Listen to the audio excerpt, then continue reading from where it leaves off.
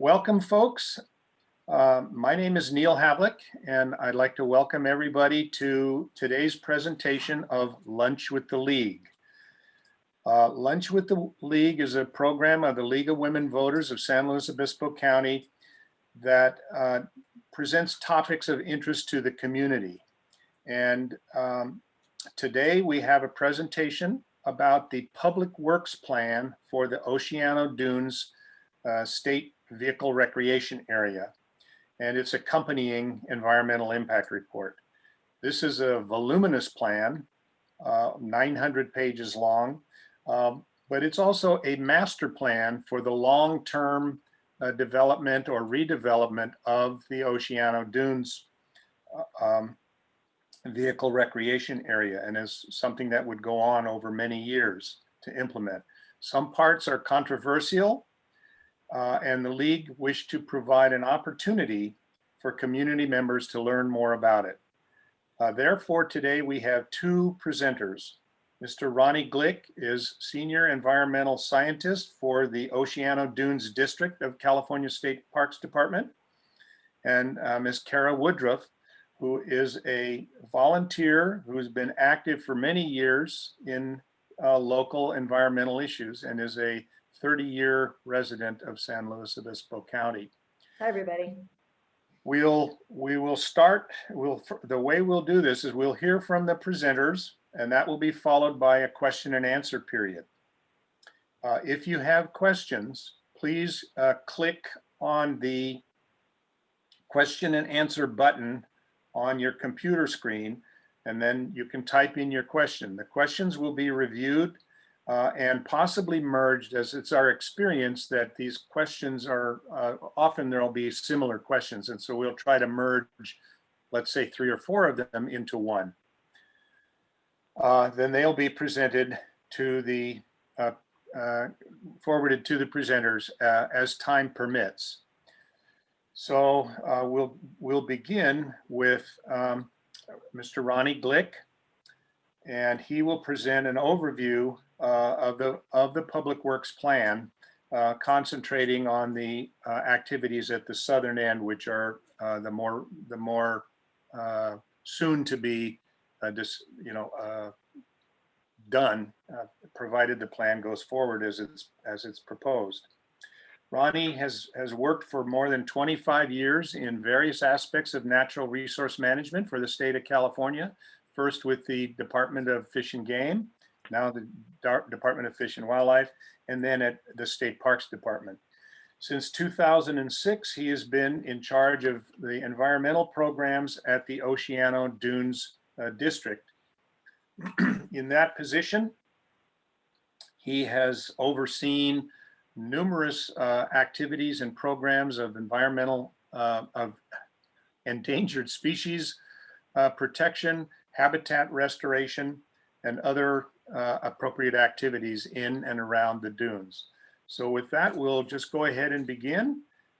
Ronnie, please take it away. Good afternoon, everybody. I'm going to go ahead and share my screen and hope that this works as it was supposed to. So, give me a second. Slideshow has not started. All right, are we good? Can I get a thumbs up, anybody? Okay. All right, so I'm here to talk about the, so broadly, the Public Works Plan that the California Department of Parks and Recreation has put forward for Pismo State Beach and Oceano Dunes SVRA. One of the projects that we're going to go into great detail about is this project that we're proposing at Oso Flaco. So, but generally, this is under the guise of our Public Works Plan. And so the areas that we are covering as part of our Public Works Plan is the approximately 5,000 acres that we manage in southern San Luis Obispo County that includes Pismo State Beach and Oceano Dunes State Vehicular Recreation Area. Those are the areas that are colored dark green, orangish, and lighter green on the picture on the left. And then there's a zoom in on the photo on the right for other areas, so you can see a little bit more of our project area. So the Public Works Plan, it is a long-range comprehensive management tool that we are implementing in order to comply with the California Coastal Act. And so there has been some confusion about this process and other major processes that we have ongoing right now. We also have a habitat conservation plan, which is really related to our compliance with the Federal Endangered Species Act. And we have a particulate matter reduction plan that is related to our activities as they relate to the California Health and Safety Code as administered by the San Luis Obispo Air Pollution Control District. And it's very confusing for the public why we have these three processes ongoing at the same time. The way I like to look at it and the way I explain it to the public is we are doing these things to comply with different laws. And because each law applies to different elements of our park in a different manner, they're not all the same project. They are consistent, internally consistent, but they are really different and really being driven by the different regulatory processes that the park is subject to. So this Public Works Plan, again, is for compliance with the California Coastal Act. It includes both large and small development projects, including pedestrian trails, improvements to our Monarch Grove, operational improvements to our corporation and operations yard, improvements to our existing developed campgrounds, and then some larger projects that we'll talk about later. The goal is to improve public access, improve recreational opportunities while protecting the important natural and cultural resources that are in these two extraordinary park units. The main goals are sustainability for the environment, for the resources, and for public access. Enhancing visitor experiences while balancing resource protection and transparency. And I want to stress that the project that we have gone through has been about a 2.5 year process, and we've had extensive input from the public, local governments, Native American tribes, different regulatory agencies, underrepresented and underserved communities, and we've had at least 6 or 7 in-person meetings back in the days when we could do in-person meetings to review some of these conceptual plans and some of the things that we were hoping to implement in the Public Works Plan. So there is a lot to talk about for the Public Works Plan, but today we're going to focus on the project in the south, which is the Oso Flaco Improvement Project. So a little bit of background. So on the right-hand side, we have Highway 1, which is in yellow. And I'm going to try and move my mouse, and I don't know if you can see it, so hopefully you can. So this is Oso Flaco Lake Road. In this area, immediately below where it says Bromelia, that's where the railroad crossing is on Oso Flaco Lake Road. And then we go all the way out to our parking lot. The important thing in this image is this white outline is the boundary of Oceano Dunes SVRA. And the two things I want to point out here are these agricultural fields immediately adjacent to Oso Flaco Lake. Those are lands that the department owns in fee title. We have opted to keep those in agricultural production with a partner, a lessee, and we are kept those with the idea that we could ultimately improve those and have those be part of our access and recreation that we provide. So just want to point those out. We'll go into more detail, obviously. So many of you are familiar with this area right here, which is the very end of the road, which is our very primitive developed parking lot. We have a couple of vault restrooms. We have a picnic area with covered shade, and we have an entrance station. And then, of course, many more of you are familiar with the beautiful and iconic boardwalk that goes out over Oso Flaco Lake. That was a volunteer project that was built in the 1990s. So when we talk about the Oso Flaco improvement projects, there are really 3 main areas that I want to highlight for this group.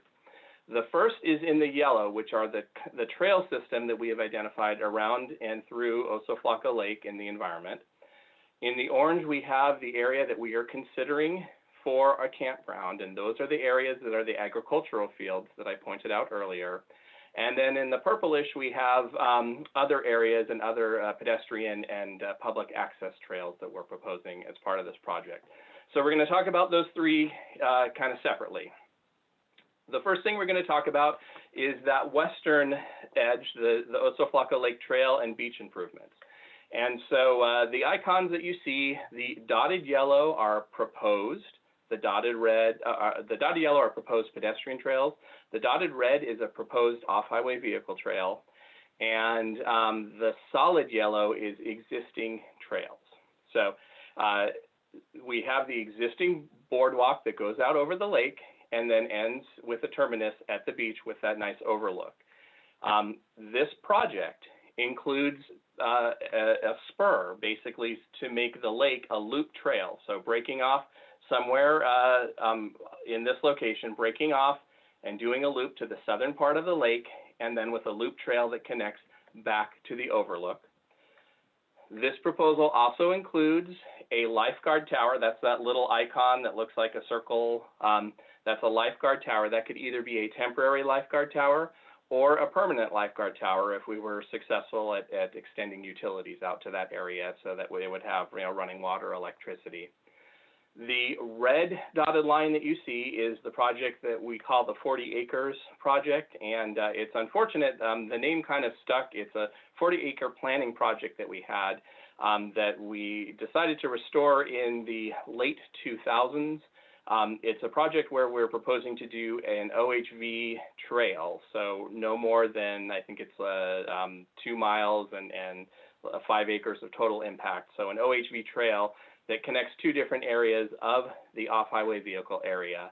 And so that's the red dots. Those are kind of 2 conceptual outlines that we identified for that project. Moving on, we have the proposal for the campground. And so this is the area immediately adjacent to Oso Flaco Lake Road, and this is the area that is currently in agricultural production. So there are 2 phases of the project that we're proposing. The first is the initial phase.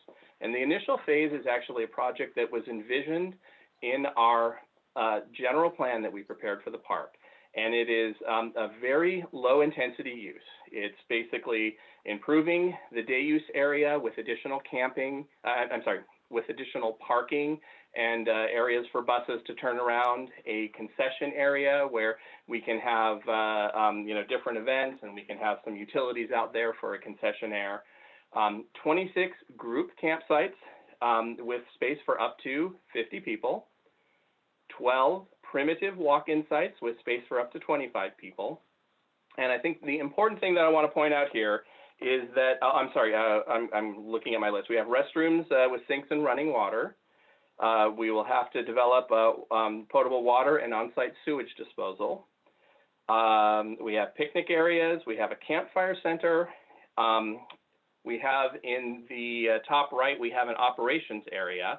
Anytime we have a campground that is kind of far away from our operations area, we want to include the buildings and infrastructure that's needed to house our maintenance staff, housekeeping, cleaning, upkeep.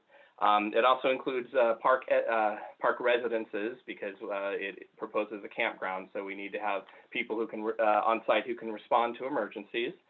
And it has a new entrance station at the day use area. The two things I want to point out about this initial project proposal. Number one, there is a large vegetated buffer along what is currently area that is open for agriculture, used for agriculture. This buffer is between 150 and 300 feet. And the idea is that this would be a restored area. We would restore it and use that as a buffer to the natural areas around Oso Flaco Lake, Little Oso Flaco Lake, and Oso Flaco Creek. And so it includes a lot of native vegetation. The other thing, for those of you who've been out to the site, we would have to have some associated roadway improvements with this project. Oso Flaco Lake Road is very narrow, and if we were to have more operations, more public in the area, we would have to make some improvements to the road and probably also to the at-grade railroad crossing on Oso Flaco Road. So that would have to happen. So that is the initial project, and that is all that we have currently in our general plan. So the next phase of that project is our potential future project. And the future project builds on the initial phase. So what you will notice is most of the areas that were vegetated buffer in the initial project continue to be vegetated buffer in the future project. Many of the areas that were left kind of open and unused in the initial project have infrastructure in this potential future project. So the key thing on this this project would require an amendment to our general plan. We would have to go through that process, which is a public process, including a CEQA component. And so it includes 100 drive-in tent camping sites, 20 cabins, 200 RV sites, associated restroom, shower buildings, a campground entrance station, a dump station to deal with RV sewage, more day use parking and amenities, and permanent concessions buildings for, you know, a campground store or for other amenities, shaded areas, picnic tables, barbecues, a much larger maintenance and operation area in this area I'm circling with my mouse right now, again, to reflect the larger number of campsites and the larger need for on-site maintenance and facilities. And then, as I mentioned before, all the yellow dotted lines are proposed pedestrian trails. They do not exist right now, but these are proposed trails. The third element in the Oso Flaco Improvement Project is this area that includes pedestrian trails. And I've zoomed in on the image to show you two potential trails that we are considering. So I'm going to go ahead and circle with my mouse Little Oso Flaco Lake, which is entirely within Oceano Dunes SVRA. There is some private land that is outside of our property currently that we're considering for potential expansion. But so again, we would have some sort of pedestrian trails on the opposite side of Little Oso Flaco Lake, and we are proposing conceptually two different trails that could be used for OHVs and or street legal vehicles to access Oceano Dunes SVRA. And so the orange outline would conceptually have a new bridge or crossing across Oso Flaco Creek just above Little Oso Flaco Lake. And then it would go out on this dune sheet or some other configuration as yet to be determined. The purple outline would use an existing crossing across Oso Flaco Creek, and we would need to negotiate with the landowner for access. And then that would go up and access a road that is that we currently use and that's used by Phillips 66 to maintain their ocean outfall water line. So these are, again, our conceptual ideas, but the concept is if we have RVs and campers in that campground, we would like to provide an access point from the southern part of the park to get OHV users into Oceano Dunes SVRA. And these are two conceptual ways to do that. So that is kind of the gist of the Oso Flaco project. Kind of at the last minute, Neil asked me to talk about the project that we are proposing at Phillips 66. And I'm not going to go in great detail on this project. But what I can tell you is this is only a concept. This is a first stab at what could potentially occur at the Phillips 66 project site if Phillips 66 closes their operations, which they've announced that they're going to do in 2023.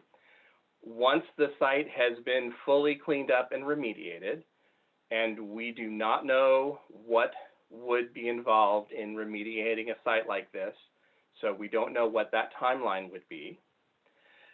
And this is a concept. This is what we could potentially do out in this area if we were to acquire the property and if it were to be cleaned up to the point where we could develop some of that for public use and access.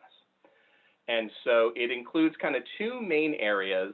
The purple area is more of a day use area, and it includes parking for OHVs and for the public, and they could use that. And one of the concepts is to develop a road across the railroad tracks onto the land that is part of Oceano Dunes SVRA, and to get the public into the SVRA.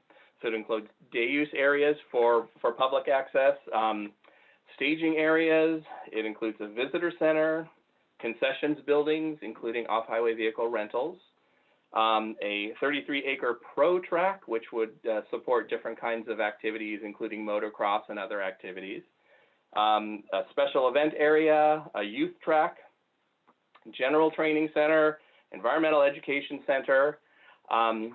It would also, this area is already within the developed footprint or impact footprint from the Phillips 66 refinery. It would also include a park operations area where we would have office, general storage, greenhouse operations, maintenance facilities, residence and dormitory style housing, and a weapons range for peace officers.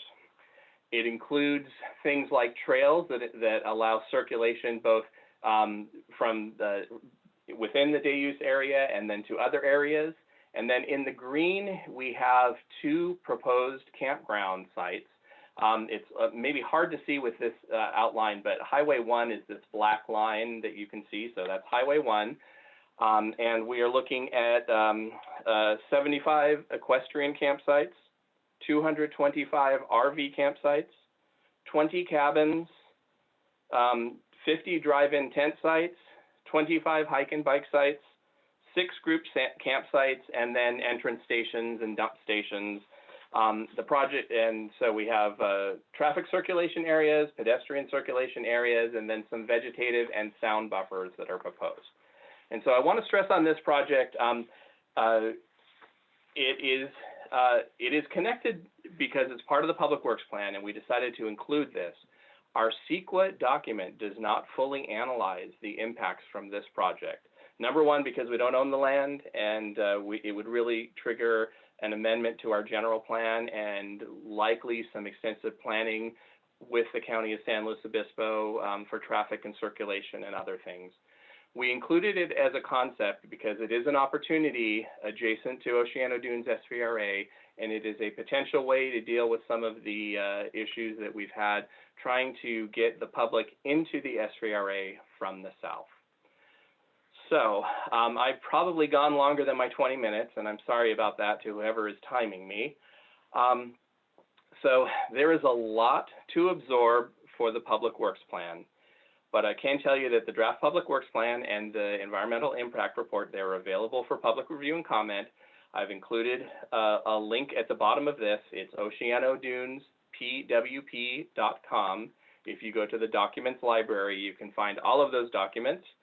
And as Neil mentioned, they're about 900 pages. It's not a light read.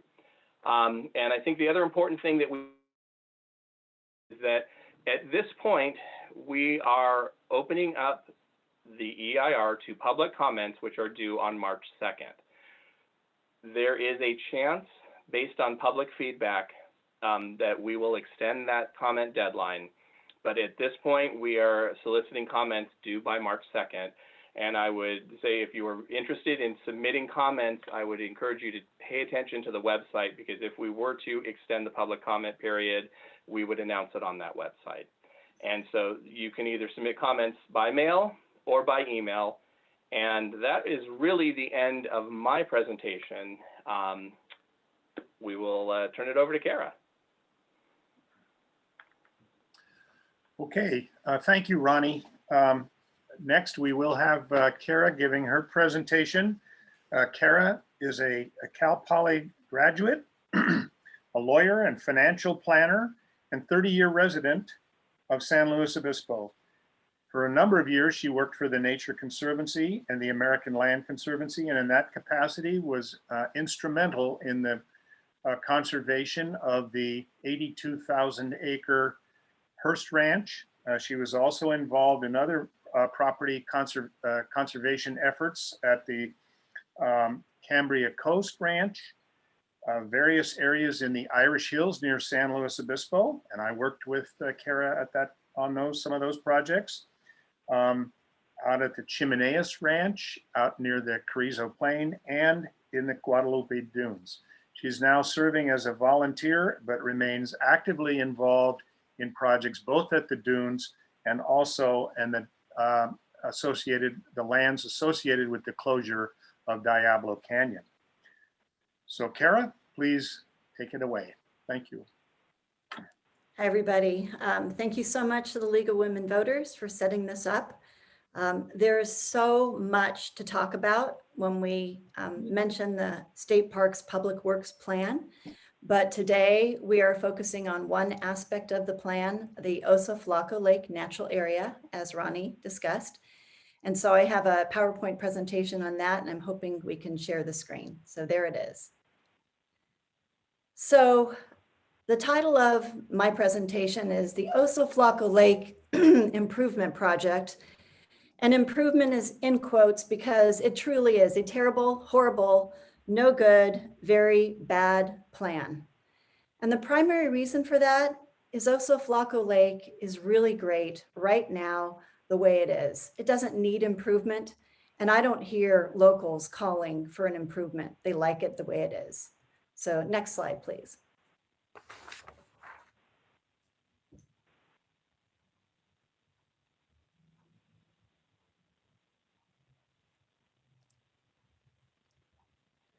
I think Ronnie did a good job of describing the location of Oso Flaco, but I wanted just to say real quickly, this is a map of the region.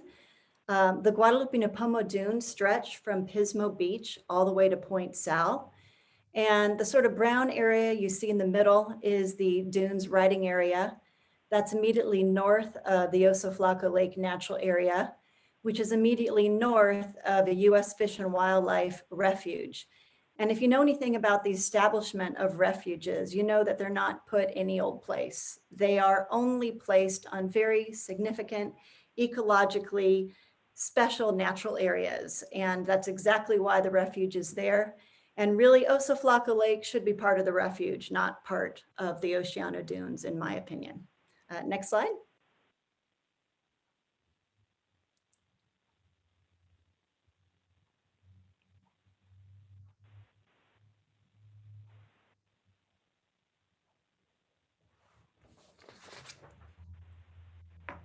There we go. So there are so many reasons why this Oso Flaco project is really quite bad. We don't have the time today to discuss all of them, but I think the four primary reasons this is a really terrible plan is number one, it's bad for most people. Number two, it's bad for wildlife. Number three, it does not comply with the law. And number four, the project is very high public opposition. And I would say that's pretty important when you come to the use of a project for public uses. So next slide, please. So number one, this project is bad for people. Here's why I think this is fundamentally so.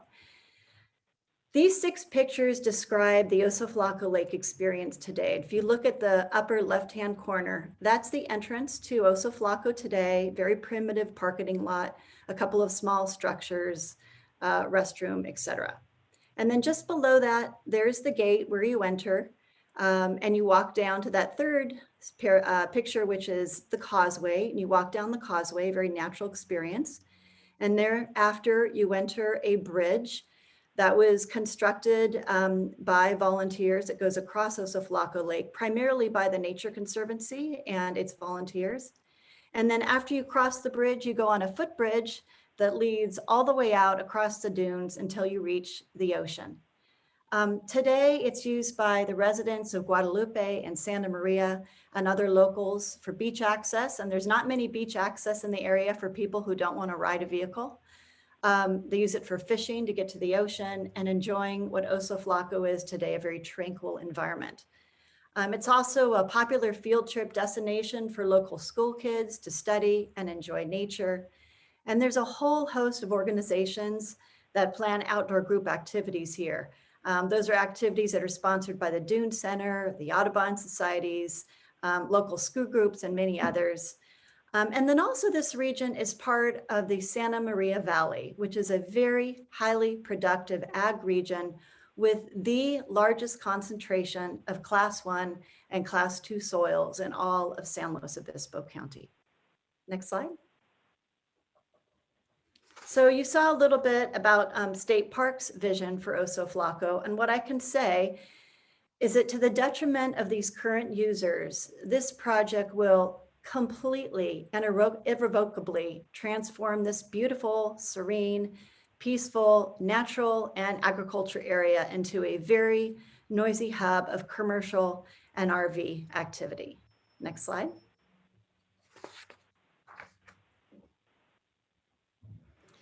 So State Parks and its public works plan presents the project in steps. And I think that's a little bit like a camel's neck under the tent.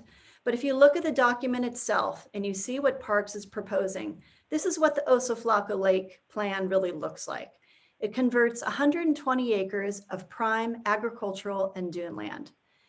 It erects 200 RV campsites with 12 restroom and shower buildings, 100 drive-in tent sites with 8 restroom and shower buildings, 20 cabins, 40 parking spaces for large vehicles, including RVs, buses, and trailers, 60 parking spaces for additional parking, 45 parking spaces for fleet and emergency response vehicles, including ATVs, trailers, and watercraft, 95 parking spaces for year-round staff parking, and 30 parking spaces for seasonal staff parking. The plan has many other structures and facilities, including 3 new dump stations, a half-acre multi-purpose area, permanent concession buildings with a camper convenience store, amphitheater, office buildings, maintenance and storage equipment and facilities, and single and family, multifamily residences for year-round staff and seasonal staff, and a new vehicle trail that would connect this Oso Flaco Lake development to a new southern entrance to the Oceano Dunes off-highway vehicle driving area. Next slide. And I just want to mention before we go on, it is not a safe conclusion to say that you can put all of that development in and you'd still have the same experience. It is truly a very different view of the future of Oso Flaco Lake, but it's also really bad for wildlife. Oso Flaco Lake Natural Area is designed as an ESHA, which is an environmentally sensitive habitat area under the Coastal Act. The cultivated portions that are owned by state parks are designated as prime agricultural land under the Coastal Act. Oso Flaco is the hottest hotspot, the most important birding spot in San Luis Obispo County, and over 300 species of birds have been reported there. It's also critical habitat along the Pacific Flyway for migratory birds, and there is a really long list of sensitive plant and animal species that are found in this region, including the least tern, brown pelican, southwestern pond turtle, and a whole host of special status plant species. And in fact, the U.S. Fish and Wildlife Service designated this region as the most unique and fragile ecosystem in the state of California and rank it #1 as a list of habitats in need of protection. Next slide. So I guess I would say use your common sense. What happens when you convert 120 acres, you build 320 campsites, you add 270 parking spaces, you erect multiple facilities, you construct residences, you connect a new OHV vehicle trail to the Oceano Dunes SVRA, and you develop the infrastructure that is needed to support all of the above, including water, sewer, electricity, and widening Oso Flaco Lake Road. And you create 24/7, round the clock, round the year, noise, dust, crowds, trash, air pollution, and artificial light. Do you think the birds will stay? Will the area still support the rich biodiversity? No. I think we all know what happens when this sort of development, it does absolutely impact directly the wildlife. We know how this story ends. Next slide. One of the things that the Public Works Plan continually states, and I heard you say it today, Ronnie, is that this project ensures compliance with the California Coastal Act. I beg to differ. That's not true. California Coastal Act Section 30240A says, ESHAs, which are environmentally sensitive habitat areas, which is how Oso Flaco Lake is designated, shall be protected against any significant disruption of habitat values, and only uses dependent on such resources shall be allowed. So clearly, this whole project, Oso Flaco Lake, is contrary to that section of the Coastal Act. The next section, 30240B, says development in areas adjacent to ESHAs, so not even in ESHAs, beyond it, and parks and recreational areas shall be sited and designed to prevent impacts which would significantly degrade such areas and shall be compatible with continuance of such habitat areas. Again, this project is contrary to that section of the Coastal Act. There's a different section of the Coastal Act, 30241, and it provides a different type of protection. It says the maximum amount of prime agricultural land shall be maintained in agricultural protection to assure the protection of the area's agricultural economy. And in fact, their intent is to absolutely pave many, many acres of ag land in this project. And conflicts shall be minimized between ag and urban uses.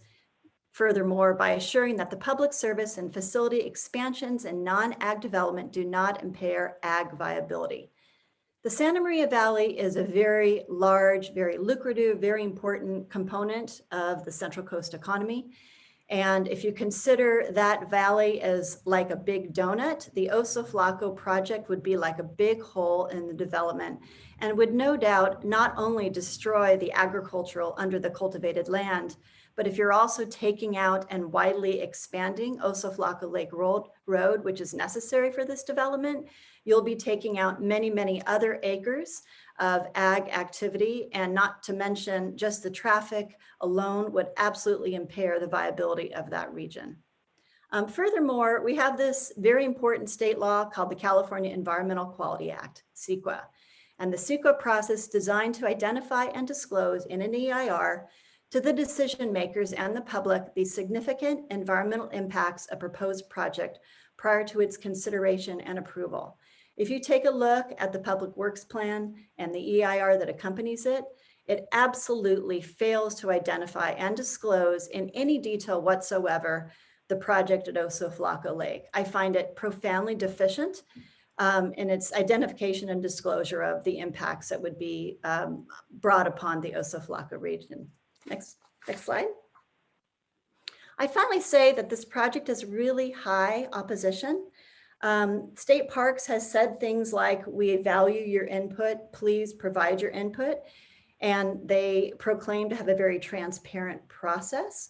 And I think that it's true that Parks has received a lot of input on this project, but where it's failed is actually creating a plan that is reflective of that input. And much of that input has been very strenuous opposition. So as you may recall, since this plan was first proposed a couple years ago, there were many, many letters to the editor submitted, so much so that the title was Readers Condemn State Parks Plan to Develop Oso Flaco for OHV Use. And I think this letter to the editor is very telling. It says here, 40 years ago, I worked for the Dunes Task Force seeking to limit the expansion of the SVRA into the sensitive habitat areas surrounding Oso Flaco Lake. We cited the local coastal plan and studies by the California Department of Fish and Game that recognize the Oso Flaco region as the most sensitive and valuable ecological region in California. We took the director of state parks on a tour through the area, and by 1980, the SVRE shelved its plans.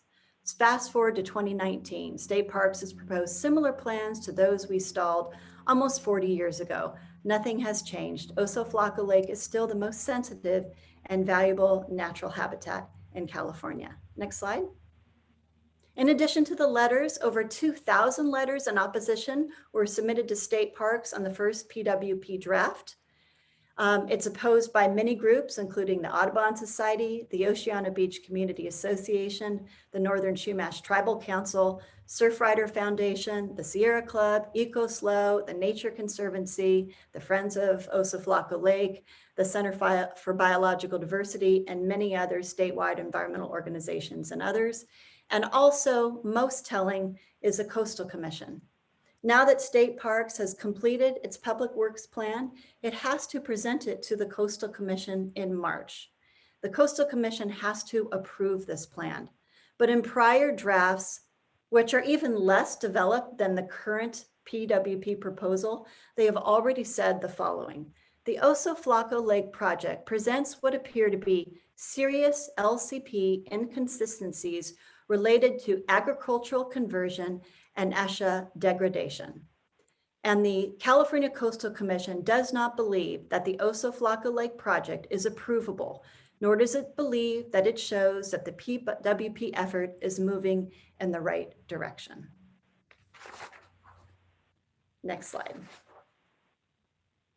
So for all these reasons, I truly believe this is a terrible, horrible, no good, very bad plan. And if you have any doubt, I really encourage you, go out to Oso Flaco Lake yourself. Go down Oso Flaco Lake Road, park your car, walk down the causeway, walk across the bridge, look at Oso Flaco Lake, a rare freshwater lake. There are so few left in the state of California. Head on out to the beach and look around. Do you really think the Oso Flaco Lake needs improvement? I don't think you will find that. And if you agree this is a very bad plan, I hope that you will speak up. There are two places you should be sending your comments to. The first is the same email address. I think that the PWP states, and also Ronnie mentioned, it's down there. But you also want to copy your comments to the Coastal Commission. We've had, as I mentioned, thousands of comments go to state parks. It doesn't appear that their plans ever reflect those comments. So it's very important that you also copy your comments to the Coastal Commission at Oceano Dunes Review at coastal.ca.gov. Also, I encourage you to virtually attend the March Coastal Commission meeting when they review the Public Works Plan. And if you have any questions going forward, feel free to look for the Friends of Oso Flaco Lake on our Facebook page. We're constantly posting new and relevant events concerning Oso Flaco Lake, and I hope you'll stay engaged. Thank you so much.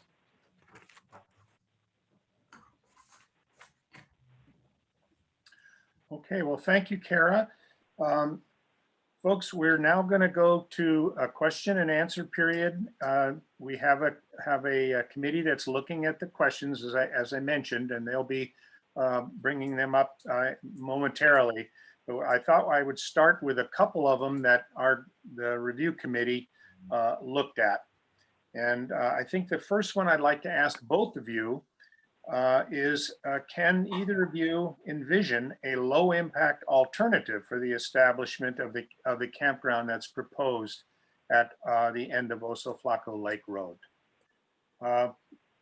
Ronnie, would you go first, or Kara? You take well, either one. Well, so I mean, I will say what we have proposed is an alternative that we are considering. Now, I think the important thing to remember is that we are trying to provide a balance, and we have this competing interest with people wanting to camp at the coast of California. State Park System has about 17,000 campsites, and about 6,000 of those are in the coastal zone. And so there are more people who want to camp at the coast, who want to come to the coast and experience the coast, than we have spots in the State Park System. With some of the changes that have been made to Oceano Dunes SVRA, we have lost camping opportunities, mostly because of the dust control projects. And so we are looking at a way to mitigate that loss. And remember, camping at the coast is a low-cost visitor-serving amenity. It brings people in from disadvantaged communities, from inland areas who don't have access to the coast, to experience the coast in a way that we are all fortunate enough to be able to do because we live near the coast. And so I think it is important to recognize that we are trying to achieve a balance. It's not all preservation. We also, as a State Parks Department, want to create opportunities for access to recreational areas at the coast. What we have put together in a two-phase project is a way to introduce the public into this area in a managed and environmentally sensitive way so that we can continue to provide these important recreational opportunities. And so I feel what we have put together is a low impact way to bring people into the coast. It will be different than it is right now. But we, as a State Parks Department, after receiving comments both from Kara, as Kara mentioned, but also from users, from inland communities, from low-income communities who want access to the coast and want to see us develop campsites to support access to the coast. So we feel we've put together a very balanced and low-impact project, and that's what we're presenting through this PWP. Neil, you're muted.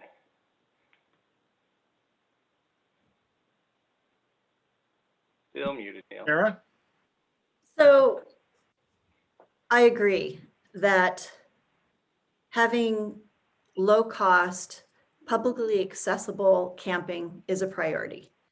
But you have to be smart about where you put that. And you don't have to violate the Coastal Act in order to carry that out. The Coastal Act's pretty clear. You can't develop on environmentally sensitive habitat areas, and you can't develop on prime ag land.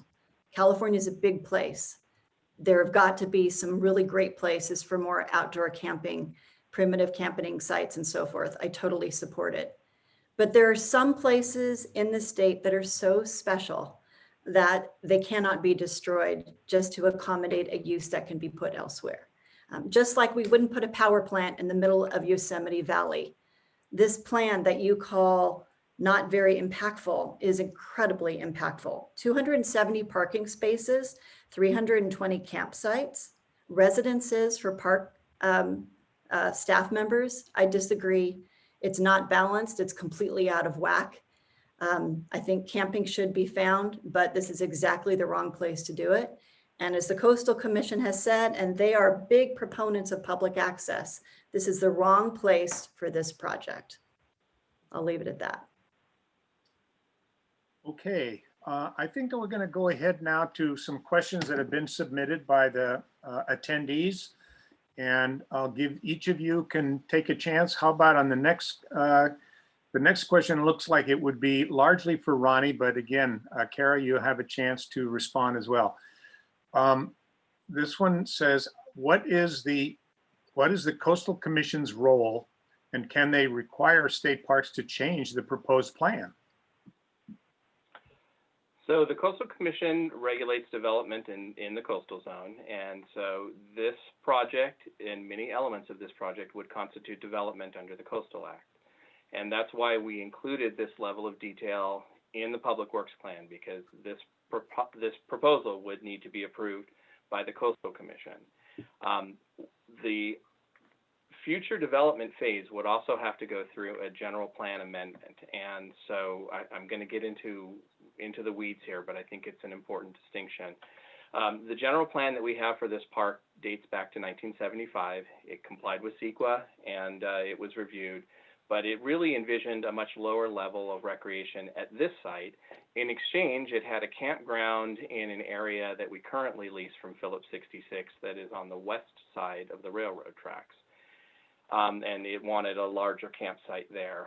So based on new information, we looked at what was said in the general plan from 1975, and we said, so we can do what was planned there, but knowing that we can't really do anything on that western edge of the railroad tracks, we were looking at other areas within the SVRA that could sustain a campground that could support the activities.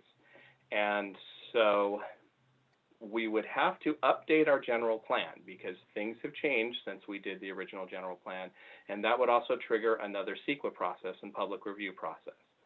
This project is included in the Public Works Plan because we don't want to have to update our general plan and then go to Coastal Commission for another permit.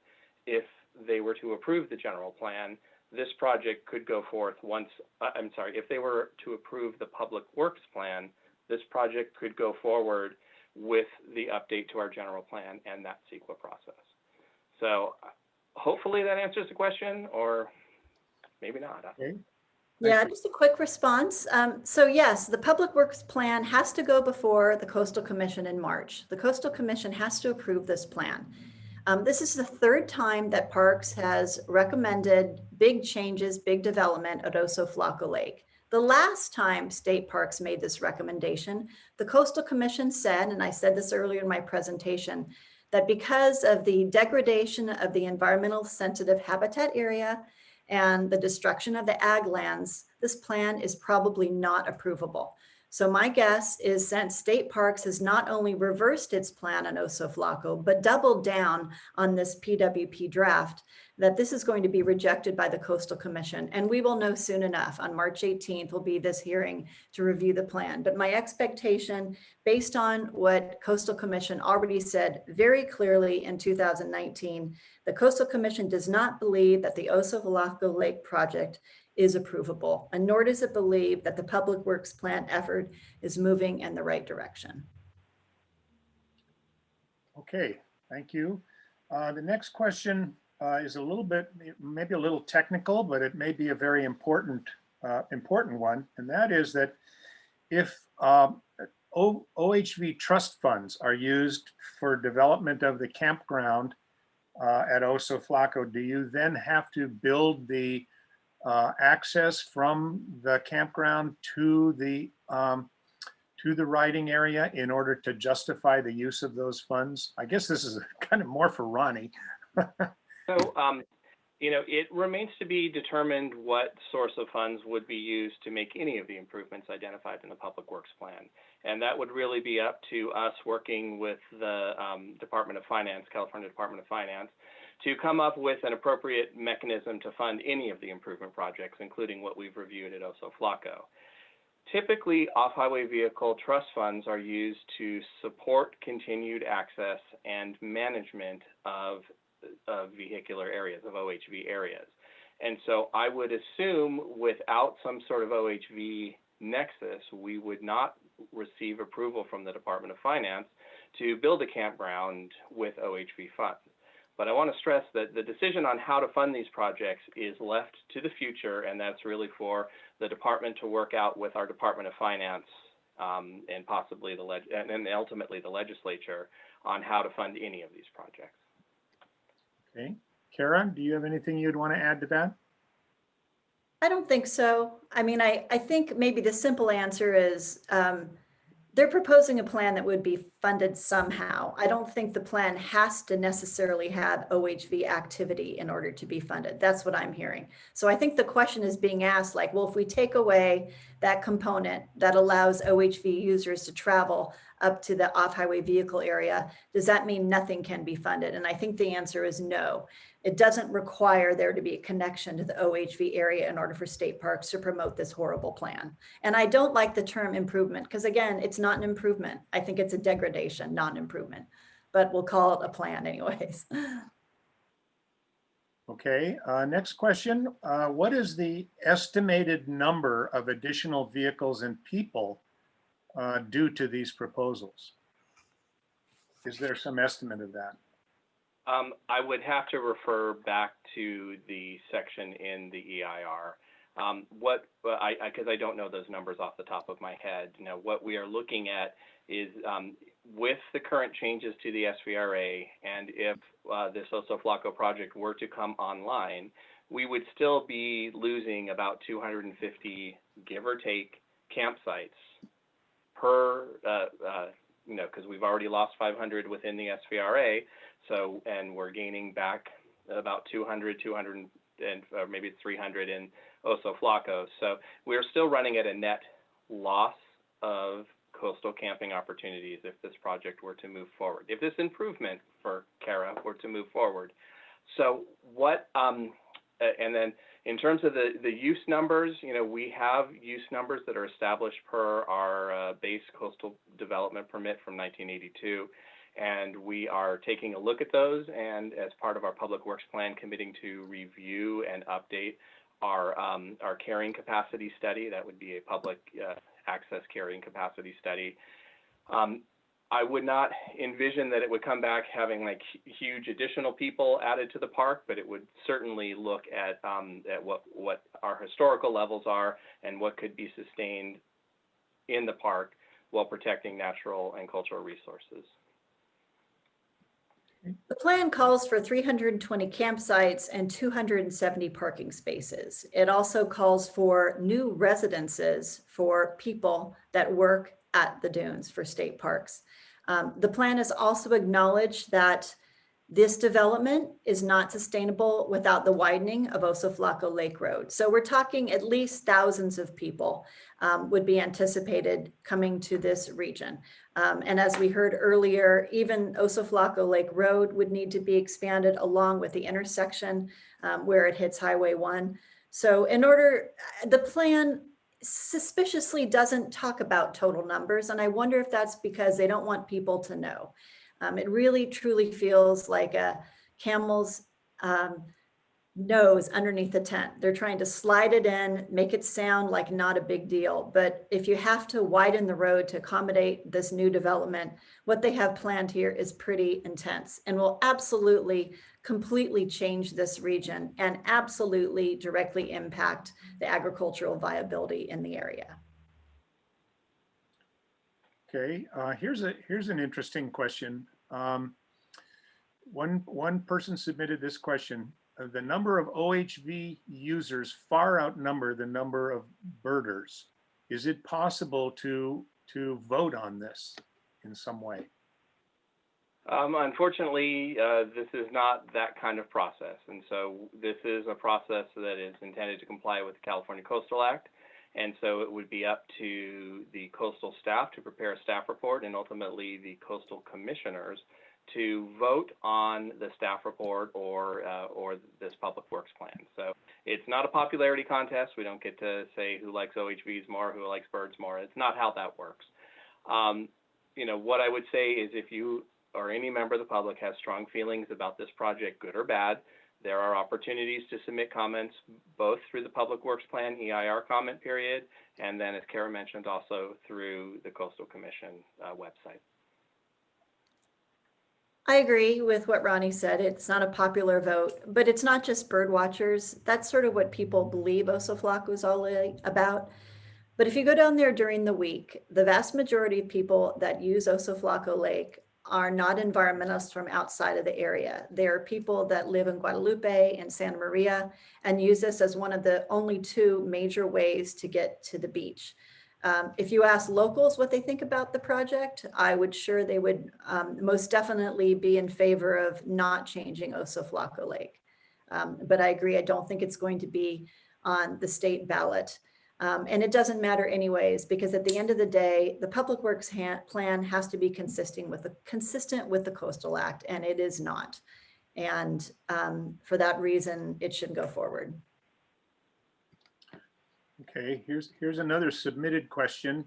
Apparently, there is at least one large Native American midden site in the area, and this person asked the question, how does the plan protect the Indian midden site? I guess I would just expand that to say what protections are there for archaeologic sites in general in the plan? So, you know, as part of the Public Resource Code in state park lands, historical and cultural resources have full protection. And so any project that would be in or near a cultural site would have some sort of survey. We'd look at avoidance. We'd look at ways to, avoid impacting and leaving cultural deposits intact. That is part of the Public Resources Code. That's part of what we as the state park system do up and down the state with numerous cultural and historic sites. And so if there were to be a midden somewhere, we would obviously look to avoid that. We would obviously look to prevent the public from going in to do any further damage. We would not allow trails or volunteer trails in or near those areas. And then we would also have a robust scientific program to monitor the resource, look at the threats to the resource, whatever that comes from, whether that's erosion of a creek bank or whether that's other forces.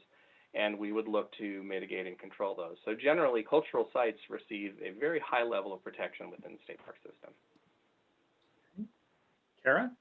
This is a really rich cultural area. The Chumash occupied the dunes for an estimated at least 10,000 years. And there are many middens within the Guadalupe-Nipomo dunes. I've seen them myself. What I can tell you is the Northern Chumash Tribal Council opposes the Oso Flaco Lake Natural Area Plan.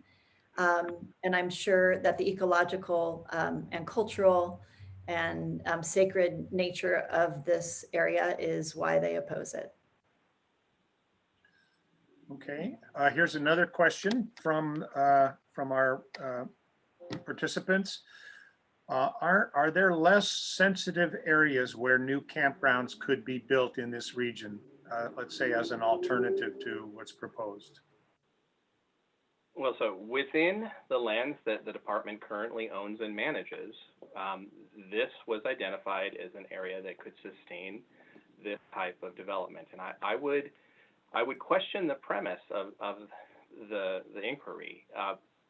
Putting a campground on an agricultural site is not environmentally damaging. It does not degrade the value of that site. There certainly are issues and policy issues related to ag land that would need to be addressed through the Coastal Act.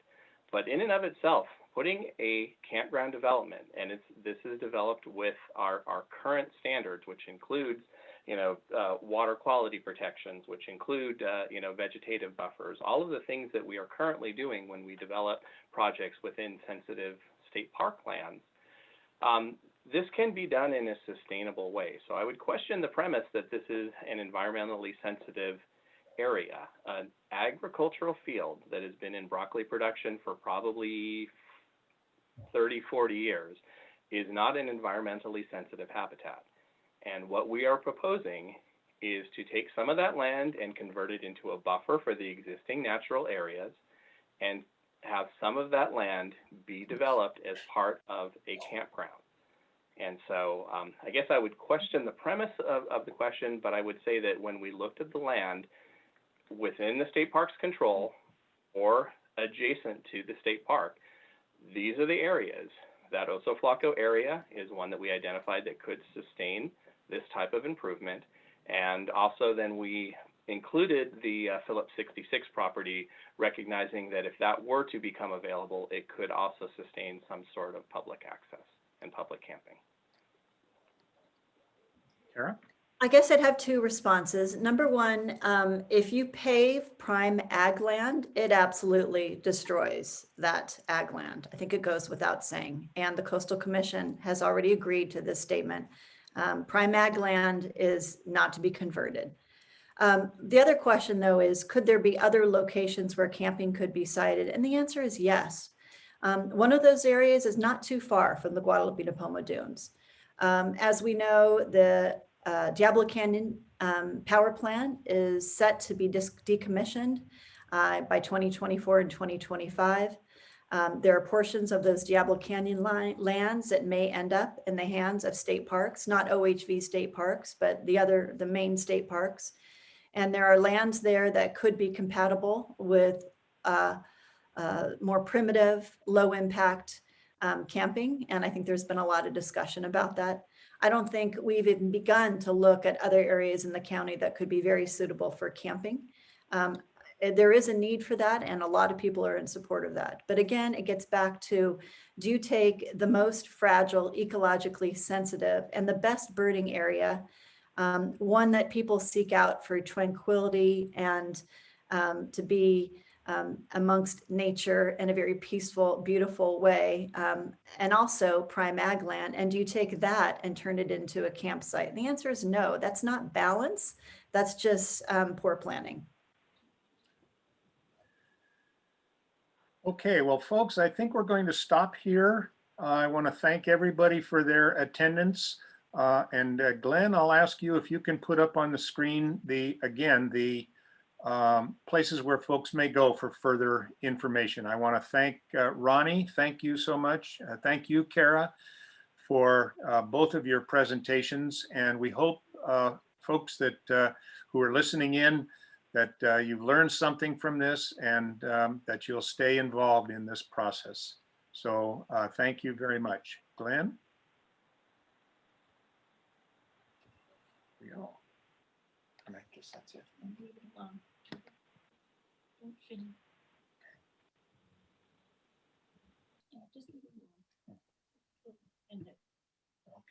Oh, because it's the webinar.